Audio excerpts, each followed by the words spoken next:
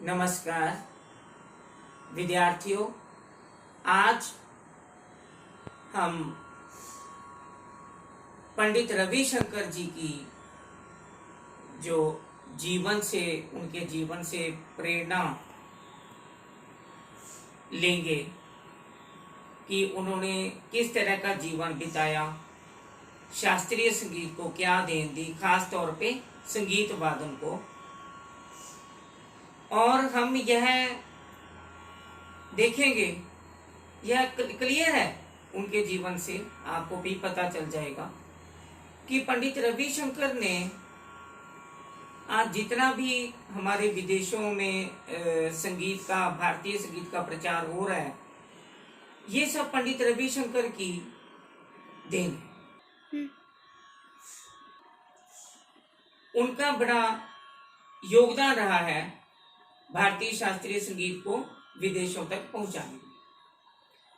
प्रसिद्ध सितार वादक पंडित रविशंकर का जन्म 7 अप्रैल 1920 ईस्वी को भारत की पवित्र नगरी बनारस में हुआ था। इनके पिता पंडित श्यामा शंकर जी बड़े ही उत्कृष्ट विद्वान थे। उन्होंने इंग्लैंड से बार एट लॉ और जनेवा विश्वविद्यालय से राजनीति शास्त्र की उपाधियां प्राप्त की थी। साथ ही वे संस्कृत के भी प्रकांड पंडित थे।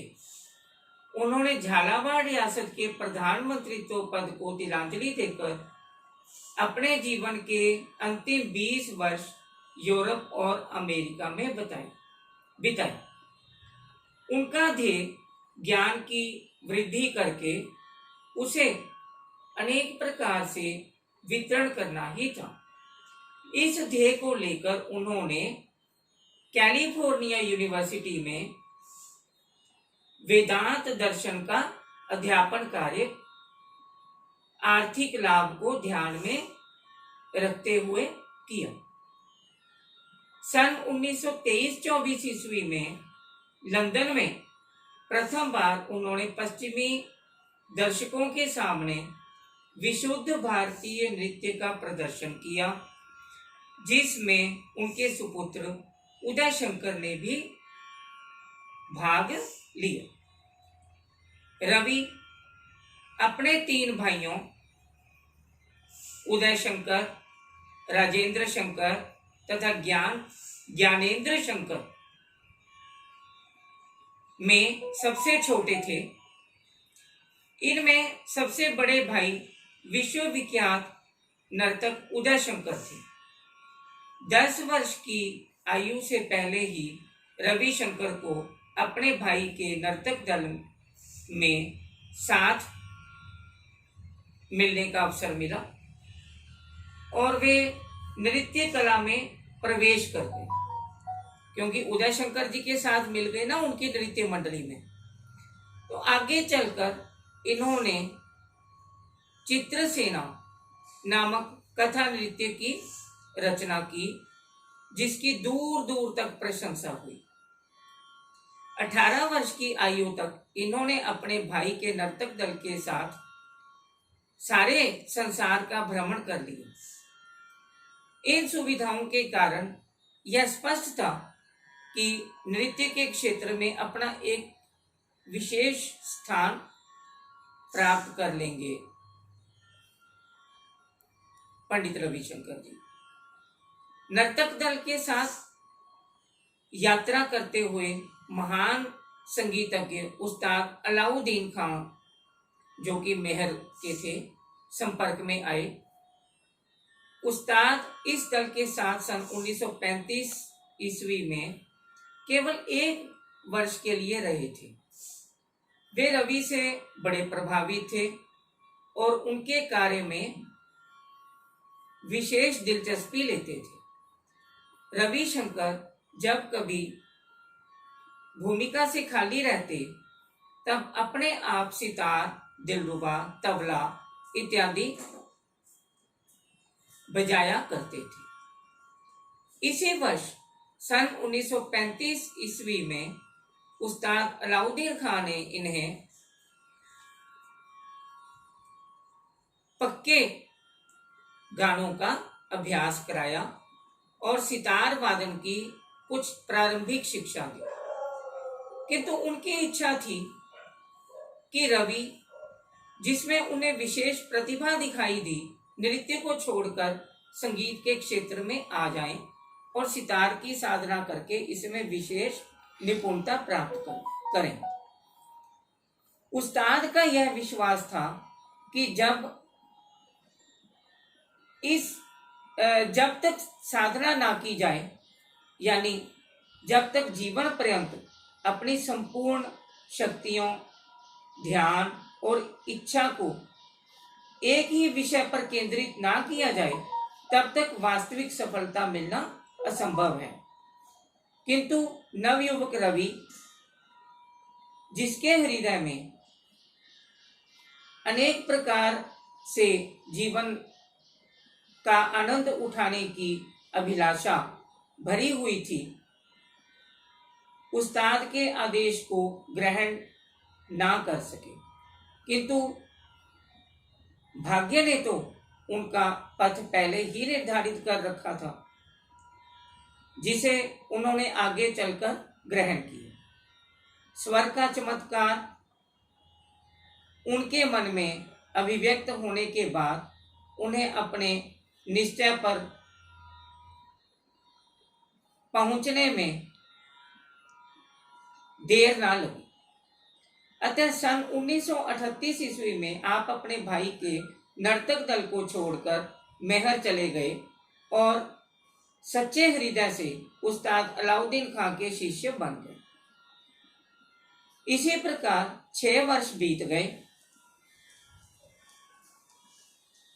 उस्ताद इन्हें अपना पुत्र समझते थे। अपने अदम्य उत्साह, लगन, प्रेम तथा प्रतिभा के कारण रवि की कला विकसित होती चली गई और इन्होंने अपना एक विशेष स्थान प्राप्त कर लिया। सन 1941 ईस्वी में उस्ताद ने अपनी पुत्री अन्नपूर्णा का विवाह रवि शंकर के साथ कर दिया। अन्नपूर्णा स्वयं बड़ी कुशल संगीतज्ञ हैं और आजकल भी सर्वोत्तम सुर बहार बजाने वाली है। शास्त्रीय संगीत में पूर्ण निपुणता प्राप्त करने के साथ साथ रवि के अंदर कला में नवीनता लाने के लिए अदम्य उत्साह था, जिसके फलस्वरूप उन्होंने कथा नृत्य के लिए अमर भारती आदि संगीत सोलो की रचना की, जिसका निर्माण भारतीय जन नाट्य संघ ने सन 1945 ईस्वी में किया था। इनके ऑर्केस्ट्रा की शैली इतनी सफल रही कि इसके बाद इन्हें INT निर्मित डिस्कवरी ऑफ इंडिया तथा सामान्य क्षति में संपूर्ण संगीत सौंप दिया गया। इधर ऑल इंडिया रेडियो ने इनमें प्रतिभा को भारतीय संगीत के लिए विशेष उपयोगी मानकर उसका उचित मूल्यांकन किया और अपने राष्ट्रीय वाद्य वृंद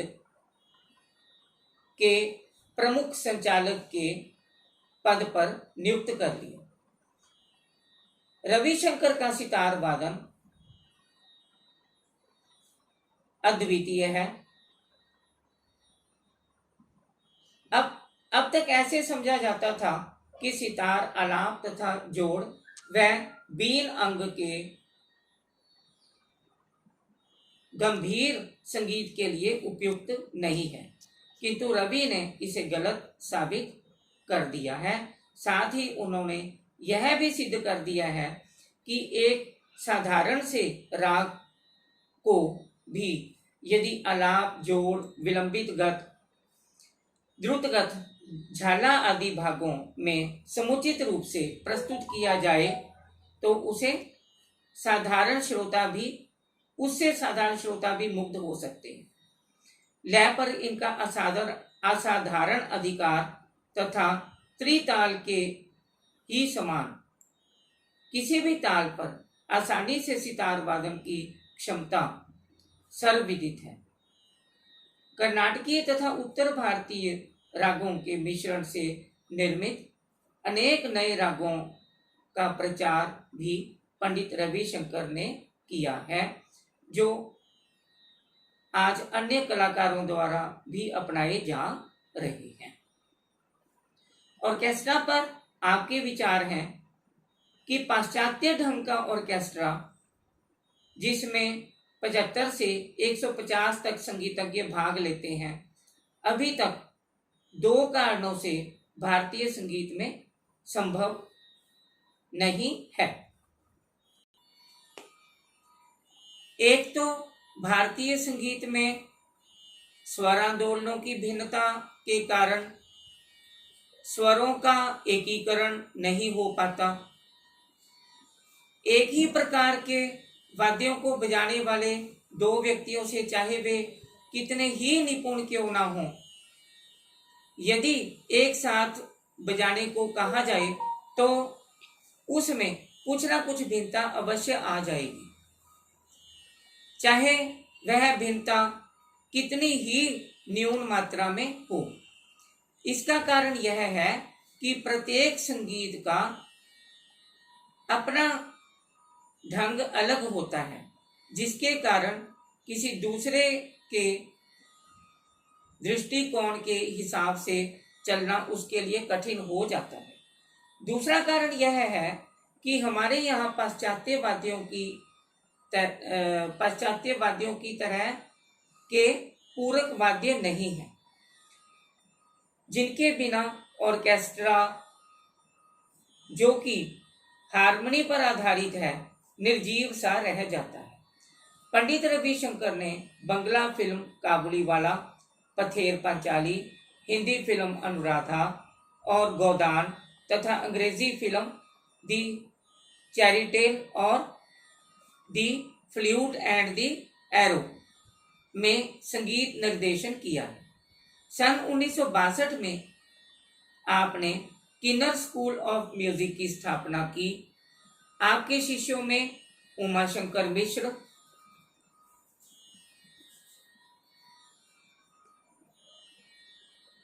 जया बोस, विचित्र वीणा वादक गोपाल कृष्ण, कार्तिक कुमार, शमीम अहमद, शंकर घोष, शंभू दास तथा पाश्चात्य बीटल गायक जॉर्ज हैरिसन के नाम उल्लेखनीय हैं। विदेशों में भारतीय संगीत का प्रचार आज के युग में जितना रवि जी ने किया है, उतना किसी अन्य ने नहीं। भारतीय संगीत जगत उनके इस संगीत भ्रमण का ऋणी रहेगा। भारत सरकार ने सन 1967 में पंडित रविशंकर को पद्म भूषण के अलंकरण से विभूषित किया। सन 1962 में पंडित जी को संगीत नाटक अकादमी पुरस्कार से सम्मानित किया गया। सन 1975 में आपको अकादमी की फेलोशिप प्राप्त हुई। सन 1977 में भारत सरकार द्वारा पद्म भूषण व सन 1981 में सर्वोत्तम अलंकरण पद्म विभूषण द्वारा सम्मानित किया गया। एक सितार वादक के रूप में उन्होंने सन 1956 में यूरोप और अमेरिका में पहली बार सितार का कार्यक्रम किया। विश्व प्रसिद्ध न्यूयॉर्क फिलहार्मोनिक ने सन 1980 में उन्हें जुबिन मेहता के निर्देशन में रागमाला की रचना करने के लिए आमंत्रित किया। यह उनकी दूसरी संगीत रचना थी। रविशंकर ने सन 1967 में संयुक्त राष्ट्र में मानवाधिकार दिवस समारोह के लिए वायलिन वादक यहूदी मेनोइन के साथ संगीत सभा की। उस मानवाधिकार दिवस के लिए उनके द्वारा तैयार संगीत के रिकॉर्ड को वर्ष का सर्वश्रेष्ठ शास्त्रीय रिकॉर्ड करार दिया गया। राष्ट्रपति के.आर. नारायणन ने मंगलवार फरवरी 1999 को राष्ट्रपति भवन के दरबार हॉल में आयोजित एक गरिमापूर्ण समारोह में विश्व विख्यात सितार वादक पंडित रविशंकर को देश के सर्वोच्च सम्मान भारत रत्न से अलंकृत किया। पुरस्कार ग्रहण करने के बाद पंडित रविशंकर ने संवाददाताओं से बातचीत करते हुए कहा कि यह पुरस्कार प्राप्त करके वे काफी गौरवान्वित महसूस कर रहे हैं। उन्होंने कहा कि सरकार द्वारा उन्हें जीवित अवस्था में ही यह पुरस्कार दिया जाना एक बड़े सम्मान की बात है। संगीत परिवार की ओर से हार्दिक बधाई और शुभकामनाएं। 12 दिसंबर 2012 को पंडित जी इस असार संसार को त्याग कर उस परमात्मा के चरणों में सदा के लिए चले गए। यह कमी हमारे संगीत में कभी भी पूर्ण नहीं हो सकती। जिस तरीके से उन्होंने जीवन पर्यंत भारतीय संगीत के लिए अथक परिश्रम और साधना की, तो पंडित जी के उनका अध्ययन अध्यापन का भी सिस्टम बहुत अच्छा था। उन्होंने ऑर्केस्ट्रा किस तरह से निर्देशन किया, कैसे सभी को सिखाते थे, आपको इस वीडियो में मैं उस क्लिप के लिए छोड़ के जा रहा हूं। और मिलते हैं हम अगले किसी वीडियो में। और अच्छा लगे वीडियो तो इसको सब्सक्राइब ज़रूर करें, चैनल को लाइक करें, कमेंट्स करें और दूर दूर तक शेयर करें। तब तक के लिए, अगले वीडियो तक के लिए सभी को नमस्कार।